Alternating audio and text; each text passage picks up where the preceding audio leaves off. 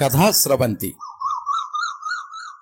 వాకాటి పాండురంగారావు స్మారక దీపావళి కథల పోటీకి ఎంపికైన కథ తనదాకా వస్తే.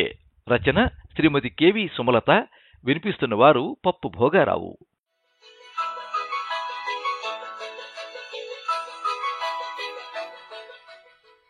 అమ్మా, డ్రైవర్కి అన్నయ్య అడ్రస్ ఇచ్చాను. నీకు కూడా పేపర్ మీద ప్రింట్ తీసిస్తున్నాను. 4 గంటల ప్రయాణం ఉంటుంది. ఎక్కువగా ఆలోచించకుండా కళ్ళు మూసుకుని పడుకో. అక్కడ ఎక్కువగా మాట్లాడకుండా వెళ్ళిన పని చూసుకుని వచ్చేయి అంది దివ్య. 4 సంవత్సరాల తర్వాత వాడిని చూడబోతున్నాను. చదువు నిమిత్తం హాస్టల్లో ఉన్నా రోజు ఫోన్లో మాట్లాడేదాన్ని. కానీ వాడి గొంతు విని కూడా 4 సంవత్సరాలైంది. బాధగా అంది కరుణ. డాడీ పడుకున్నారు. అన్నయ్య దగ్గరికి వెళ్తున్నానని ఇందాక చెప్పావు కదా, మళ్ళీ ఇప్పుడు లేపకు. ఆయన లేచాక నేను చెప్తాను అంది దివ్య. అలాగే అంటూ తలూపి చిన్న బ్యాగ్ తీసుకుని కూతురికి జాగ్రత్తలు చెప్పి కారు ఎక్కింది కరుణ. సీట్లో కూర్చుని కళ్ళు మూసుకుని 4 ఏళ్ల క్రితం జరిగిన సంఘటనలు వెనక్కు వెళ్ళింది.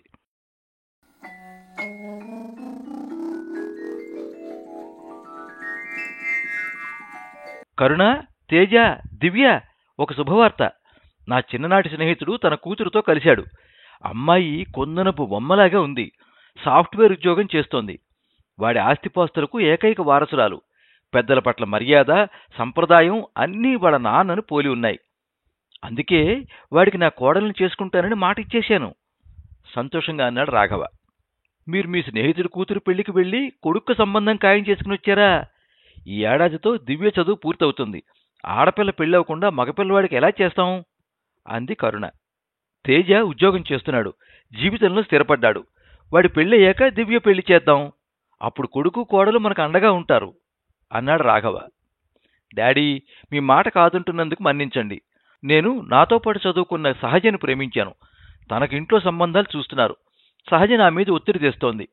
నేనే మీతో ఈ విషయం చెప్పాలనుకుంటున్నాను. నేను తననే పెళ్లి చేసుకుంటాను అన్నాడు తేజ. రాఘవకి తేజ అంటే పంచప్రాణాలు. తన మాటకు ఎదురు చెప్పని కొడుకు ఉన్నట్టుండి తిరస్కారంగా మాట్లాడేసరికి షాక్ అయ్యాడు.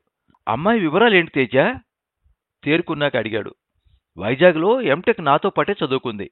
వాళ్ళు క్రిస్టియన్స్, మన మతస్థులు కారు అన్నాడు తేజ. నీకసలు బుద్ధుందా? కులం మారితేనే ఆచార వ్యవహారాలు మారిపోతాయి. అలాంటిది మతం మారితే చాలా ఇబ్బందులు ఎదుర్కోవాల్సి వస్తుంది.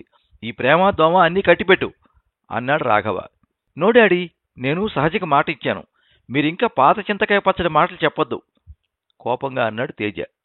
తేజ, మీ నాన్నని ఎదిరించి మాట్లాడుతున్నావా? కొడుక్కి నచ్చచెప్పే ప్రయత్నం చేసింది కరుణ. ఈ విషయంలో నేనెవరి మాట వినను మొండిగా అన్నాడు తేజ. నువ్వు వేరే మతం అమ్మాయిని పెళ్లి చేసుకుంటే నీ చెల్లెల్ని ఎవరూ పెళ్లి చేసుకోవడానికి ముందుకు రారు. అందుకు నేను ఒప్పుకోను అన్నాడు రాఘవ. మీరు ఒప్పుకున్నా ఒప్పుకోకపోయినా నేను సహజనే చేసుకుంటాను. సహజకి పెళ్లి వయసు దాటిందని వాళ్ళింట్లో గొడవ చేస్తున్నారు కాబట్టి నేను తొందరలో పెళ్లి చేసుకోక తప్పదు మొండిగా అన్నాడు తేజ. అలా నా మాట కాదంటే నువ్వు నా కళ్ళ ముందు ఉండడానికి వీల్లేదు కోపంగా అరిచాడు రాఘవ. పాతకాలం బెదిరింపులు బెదిరిస్తే నేను నిజంగానే వెళ్ళిపోతాను డాడీ. బెదిరింపులు కాదు, నేను నిజమే చెప్తున్నాను అన్నాడు రాఘవ. తేజ, ఆవేశంలో నీకు పెద్ద చిన్న తెలియడం లేదు. నిదానంగా డాడీని ఒప్పించవచ్చు, తొందరపడకు అని నచ్చచెప్పింది కరుణ. తేజ ససేమిరా వినకుండా ఇంట్లో నుండి బట్టలు సర్దుకుని వెళ్ళిపోయాడు. తల్లి చెల్లి కన్నీళ్లతో ప్రాధేయపడినా అతడి నిర్ణయాన్ని మార్చుకోలేదు. అలా గడప దాటిన తేజ మళ్లీ ఎప్పుడూ కన్నబారిని చూడటానికి రాలేదు. కనీసం ఫోన్ ద్వారా కూడా మాట్లాడలేదు. రాఘవ రైల్వే డిపార్ట్మెంట్లో ఉద్యోగం చేస్తున్నాడు. పరువు ప్రతిష్టలకు ప్రాణమిస్తాడు. స్నేహితుడికిచ్చిన మాట నిలబడకపోవడం, చెట్టంత ఎదిగిన కొడుకు తన మాటకు విలువ ఇవ్వకుండా ఎదిరించి ఇల్లు వదిలి వెళ్లిపోవడాన్ని తట్టుకోలేకపోయాడు. అతడి మెదడు ఒత్తిడికి లోనై మాట పోయింది. అపస్మారక దశలోకి వెళ్ళాడు. వాళ్ల దగ్గర ఉన్న డబ్బంతా ఆసుపత్రులు తిరగడానికి అయిపోయింది. ఆయన ఏ విషయం వల్ల ఇలా ఒత్తిడికి గురయ్యారో ఆ విషయాలు ఆయన దృష్టికి రానివ్వకండి. ఆయనే గుర్తు చేస్తే మాట్లాడండి కరుణతో చెప్పాడు డాక్టర్. తేజ పెళ్లి చేసుకున్నాడని, బాబు పుట్టాడని, వైజాగ్లో ఉంటున్నాడని విషయాలు మాత్రం కరుణకు తెలిసాయి. రాఘవ్ ఉద్యోగం చేయలేకపోవడం వల్ల ప్రభుత్వానికి వివరించి అప్లికేషన్ పెట్టింది దివ్య. అందుకు రైల్వే డిపార్ట్మెంట్ వాళ్ళు సహకరించారు. దివ్యకి క్లర్క్ ఉద్యోగం ఇచ్చారు. వారి కుటుంబానికి ఆమె ఉద్యోగమే ఆసరా అయింది. 2 నెలల క్రితం దివ్య ఆఫీసులో పనిచేసే మనోజ్ పెళ్లి ప్రపోజల్ చేశాడు. మా కుటుంబానికి నా జీతమే ఆధారం. పెళ్లి చేసుకుంటే పుట్టింటి బరువు మోయడానికి ఎవరూ ముందుకు రారు కాబట్టి నేను పెళ్లి చేసుకోను అంది దివ్య. కానీ కట్నం నాకొద్దు. పెళ్ళయ్యాక కూడా మీ వేతనం మీద నేను పెత్తనం చేయను. మీరు నా ఇంటికి ఇల్లాలైతే చాలు అన్నాడు మనోజ్. ఇప్పుడిప్పుడే కోలుకుంటున్న రాఘవ కూతురు పెళ్లికి అభ్యంతరం చెప్పలేదు. తేజ్ ఫోటోలు ఆల్బంలో రాఘవ చూస్తూ ఉండడం కరుణ, దివ్య గమనించారు. అమ్మా, డాడీ అన్నయ్య మీద బెంగగా ఉన్నారు. పెళ్లి శుభలేఖలు అచ్చయ్యాక వాటిని అన్నయ్యకి ఇచ్చిరా. అన్నయ్య వస్తే సరే సరి, రాకపోతే డాడీ బాధపడతారు. ముందుగా ఈ విషయం ఆయనకు చెప్పొద్దు అంది దివ్య. కరుణ అలా కాకినాడ నుండి బయలుదేరింది.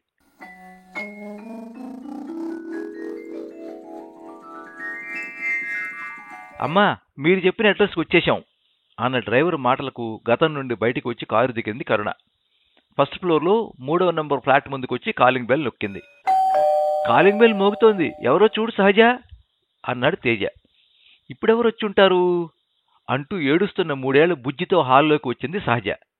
తలుపు తీసిన సహజకు ఎదురుగా నిలబడిన నడివయసు స్త్రీని చూస్తే ఎక్కడో చూసినట్లు అనిపించింది. మీరు మీరు ఆశ్చర్యంగా అంది సహజ. నేనే, నువ్వు ఎవరనుకుంటున్నావో అది నిజమే అంటూ సహజ చేతిలో నుంచి బాబును తీసుకుంది కరుణ. లోపలికి రండి అత్తయ్య గారు అంటూ ఆవిడ కింద పెట్టిన బ్యాగ్ తీసుకుని లోపలికి ఆహ్వానించింది సహజ. తేజ, ఎవరొచ్చారో చూడు ఆనందంగా అంది సహజ. ఎవరు? ల్యాప్టాప్లో నుండి తలెత్తకుండానే అన్నాడు తేజ. నేను చెప్పను, నువ్వే వచ్చి చూడు అంది సహజ. ఎవరు? నువ్వంత ఆనందపడుతున్నావంటే వచ్చి చూడాల్సిందే అంటూ గదిలో నుండి బయటికి వచ్చాడు తేజ. అప్పటికే హాల్లో కూర్చుని మనవడిని ముద్దులాడుతున్న కరుణ అలికిడికి తలెత్తింది. అమ్మా, అమ్మా, నువ్వేనా? నేను నమ్మలేకపోతున్నాను అంటూ తల్లి దగ్గరికి వచ్చాడు తేజ. 3 ఏళ్ల తర్వాత కొడుకును చూసిన కరుణ కళ్ళు చెమర్చాయి. తేజ తప్పు చేసిన అపరాధ భావంతో తల వంచుకున్నాడు. ముఖంలోకి చూడలేక తల్లి ఒళ్ళో ఉన్న బుజ్జి పక్కన తల పెట్టుకుని నేల మీద కూర్చున్నాడు. కరుణ అది గ్రహించి ఓదార్పుగా తేజ తల నిమిరింది. అతని ముఖం మీద ఆవిడ రాల్చిన కన్నీటి చుక్కలు పడ్డాయి. అమ్మా, ఏడుస్తున్నావా? ఇన్నాళ్ళు నేను గుర్తురాలేదా? జీరబోయిన గొంతుతో అడిగాడు తేజ. ఇన్నాళ్లకైనా నేనే నిన్ను వెతుక్కుంటూ వచ్చాను, నీకు ఇప్పటికీ మేము గుర్తురాలేదు అంది కరుణ. నేను రాకపోవడానికి కారణం డాడీ నా ముఖం చూపించవద్దన్నారు. లోకంలో ఎవరూ చేయని తప్పేదో నేనే చేసినట్లు అవమానించారు. నేనెలా వస్తాను అన్నాడు తేజ. తేజ, కోపంలా అంటే వెళ్ళిపోతావా? ఆయన్ని ప్రసన్నుని చేసుకోవలసిన ధర్మం నీకు లేదా అన్నది కరుణ. అమ్మా, చిన్నప్పటి నుండి ఆయన క్రమశిక్షణ పేరుతో కట్టుదిట్టాల బందిఖానాలు పెంచారు. ఉద్యోగం చేస్తున్నప్పుడు కూడా స్వతంత్రంగా నిర్ణయం తీసుకోవద్దంటే ఎలా?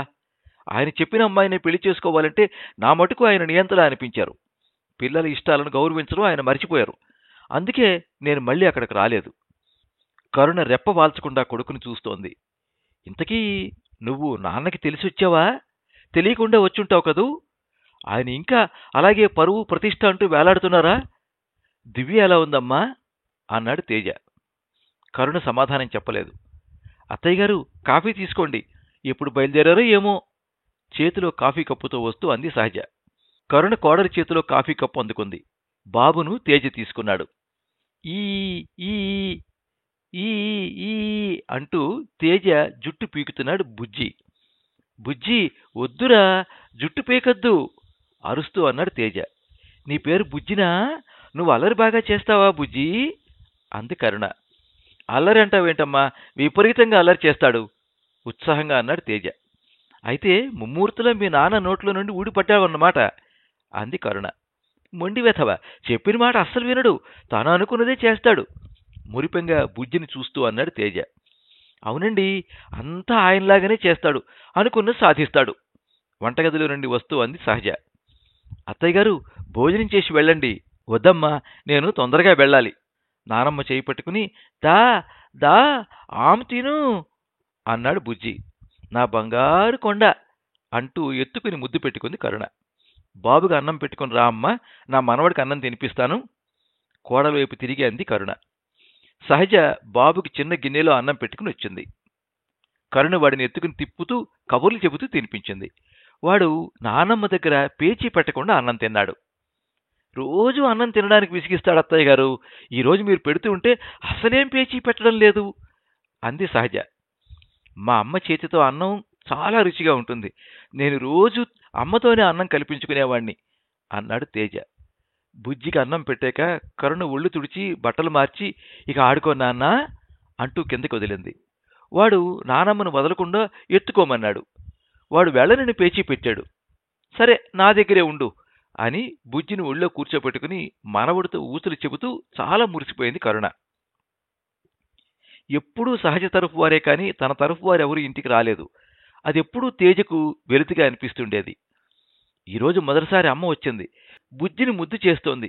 అది చూస్తూ ఉంటే మనసుకు హాయిగా ఉంది అనుకున్నాడు తేజ. ఇక నేను వెళ్తాను కన్నా అంటూ వదలలేక లేచింది కరుణ. ఆవిడ చీర కొంగు పట్టుకుని బుజ్జి ఏడుపు మొదలుపెట్టాడు. అమ్మా, నిన్ను వెళ్ళొద్దంటున్నాడు నవ్వుతూ అన్నాడు తేజ. నేనిక్కడ ఉండడం కుదరదు గాని నిన్ను నాతో తీసుకువెళ్ళనా అంటూ మళ్ళీ ఎత్తుకుంది కరుణ. బుజ్జికి ఏమర్థమైందో తల ఊపాడు. సరే వెళ్ళిపోదాం. వీడిని నాతో తీసుకువెళ్ళనా తేజ అంది కరుణ. అమ్మో, వాడిని వదిలి మేమెప్పుడూ ఉండలేదు, వద్దమ్మా వెంటనే అన్నాడు తేజ. నిజమండి, వాడు లేకుండా క్షణం కూడా ఉండలేను. తేజ, 4 ఏళ్లు పెంచుకున్న బిడ్డ మీద మీకు అంత బంధం ఉంటే 24 ఏళ్లు పెంచుకున్న బిడ్డ మీద మాకెంత మమకారం ఉంటుందో ఆలోచించు. తల్లిదండ్రులు ఎన్ని త్యాగాలు చేస్తే పిల్లలు పెరుగుతారో ఇక ముందే మీకు అర్థమవుతుంది. ప్రేమ, పెళ్లి అంటూ మా గుండెల మీద తన్ని మా అనుమతి కోసం ఎదురు చూడటం కూడా అవమానంగా భావించావు. ఒక్కసారి కూడా నీ తప్పును సరిదిద్దుకునే ప్రయత్నం చేయలేదు వృద్ధమైన స్వరంతో అంది కరుణ. తేజ, సహజ షాక్ కొట్టినట్లు నిలబడిపోయారు. తర్వాత కళ్ళు తుడుచుకుని తను తెచ్చిన బ్యాగులో నుండి శుభలేఖ తీసి తేజ చేతికిచ్చింది. ఏమిటమ్మా, పెళ్ళెవరిది ఆశ్చర్యంగా అడిగాడు తేజ. చూడు, నీకే తెలుస్తుంది. అప్పటికే శుభలేఖపైన పేర్లు చదివిన తేజ ఆనందం, ఆశ్చర్యం కలగలిపి దివ్య పెళ్ళా అన్నాడు. అవును, నీకన్నా ముందు దివ్య పెళ్లి చేయాల్సిందని నువ్వు కూడా మర్చిపోయావు. చెల్లి శుభలేఖలు పంచాల్సిన సమయంలో నువ్వు పెళ్లి చేసుకుని వెళ్ళిపోయావు అంది కరుణ. అమ్మా, నాన్న ఆ రోజు నేను వర్ణాంతర వివాహం చేసుకుంటే దివ్యకి పెళ్లి జరగదన్నారు కదా. ఇప్పుడు ఈ అబ్బాయి ప్రభుత్వ ఉద్యోగం చేస్తున్నాడంటే మంచి సంబంధమే దొరికింది. తొందరపడి నన్నందుకు ఆయన మాటలు వెనక్కి తీసుకుంటారా అన్నాడు తేజ. మీ నాన్న చూశావా ఎలా మాట్లాడుతున్నాడో? తన తప్పు వదిలేసి వాళ్ళ నాన్న తప్పులు వెతుకుతున్నాడు మనవడితో అంది కరుణ. ఇక నేను బయలుదేరుతాను తేజ, పెళ్లికి నువ్వు వాడు ముందుగా రావాలమ్మా కోడలతో అంది కరుణ. అమ్మా, నువ్వు నాన్నకి తెలియకుండా మమ్మల్ని పిలవడానికి వచ్చావా, తెలిసే వచ్చావా సీరియస్గా అన్నాడు తేజ.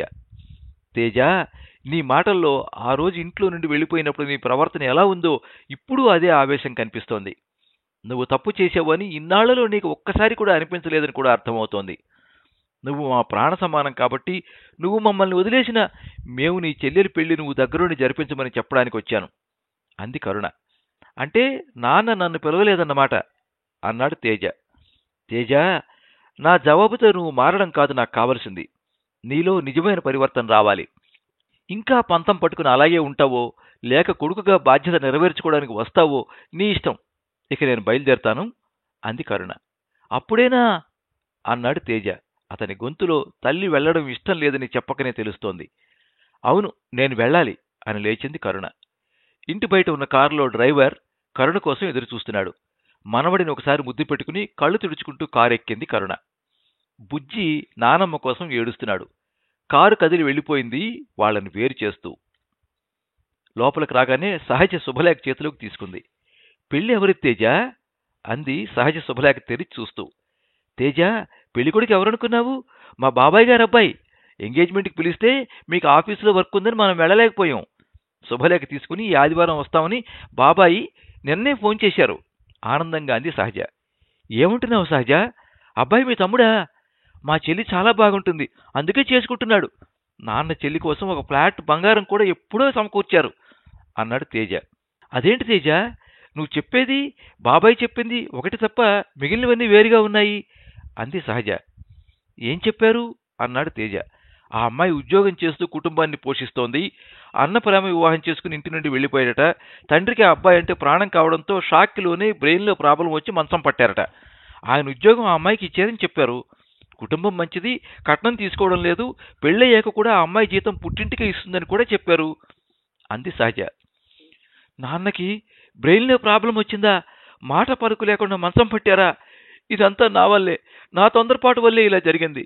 వాళ్ళు నా మాట కాదన్నారని కోపం పెంచుకున్నాను. కనీసం ఒక్కసారి కూడా వెళ్ళి చూడలేదు. ఎంత తప్పు చేశాను అంటూ ఏడుస్తున్నాడు తేజ. తేజ, అలా బాధపడకు. దివ్య కుటుంబ బాధ్యత తీసుకుంది. మీ అమ్మగారి ఇంటికి వచ్చినప్పుడు కూడా ఆయనకు అలా జరిగిందని చెప్పలేదు. ఎంత మంచి మనసు అంది సహజ. అప్పటికే తేజ ఫోన్ తీసుకుని తల్లికి చేశాడు. అమ్మా, నాన్న మంచంలో ఉన్నారా? ఎందుకమ్మా నాకేమీ చెప్పలేదు అంటూ ఆపకుండా ఏడుస్తున్నాడు తేజ. తేజ, ఇవన్నీ నీకెలా తెలిసాయి? నాన్న ఇప్పుడిప్పుడే కోలుకుంటున్నారు. ఆయన శరీరం మందులకు స్పందిస్తోందని డాక్టర్ చెప్పారు. ఏడవకు నాన్న, నేను తట్టుకోలేను అంది కరుణ. అమ్మా, నేను మిమ్మల్ని ఎంత బాధ పెట్టినా మీరు నన్ను ప్రేమిస్తున్నారు. నేనొస్తే నాన్న నన్ను క్షమిస్తారంటావా అన్నాడు తేజ. ఈ ప్రపంచంలో తల్లిదండ్రులను కాదనుకునే సంతానం ఉంది, కానీ సంతానాన్ని కాదనుకునే తల్లిదండ్రులు ఉండరు తేజ అంది కరుణ. అమ్మా, నేనిప్పుడే బయలుదేరుతున్నాను అని ఫోన్ పెట్టేశాడు తేజ. బుజ్జి, మనం తాతయ్య దగ్గరికి వెళ్తున్నాం అంటూ ఆనందంగా బుజ్జిని గిరగిర తిప్పేశాడు తేజ. వాడు పడిపోతాడు తేజ, జాగ్రత్త నవ్వుతూ అంది సహజ. తేజ మనసంతా ఎప్పుడెప్పుడు నాన్నను చూస్తానా అనే ఆతృతతో నిండిపోయింది.